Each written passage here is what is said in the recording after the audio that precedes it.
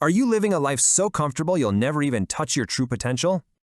Here's the Speedrun strategy guide for David Goggins' Can't Hurt Me. Let's go. Level 1, the accountability mirror. You have to face the brutal, honest truth about yourself. Own your failures. Post your goals right on a mirror you can't possibly ignore. Don't sugarcoat anything. Use the raw truth as fuel to force yourself to change. Level 2, the cookie jar. When pain tells you to quit, this is your power source.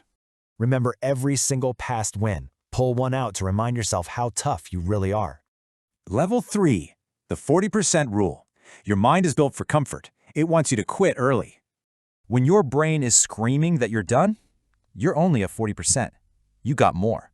So what's the cheat code that makes all this work? It boils down to one simple principle. You have to callous your mind. Intentionally do things that suck to build that mental armor.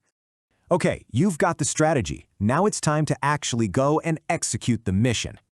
Get the full in-depth walkthrough and your free PDF guide over on our channel.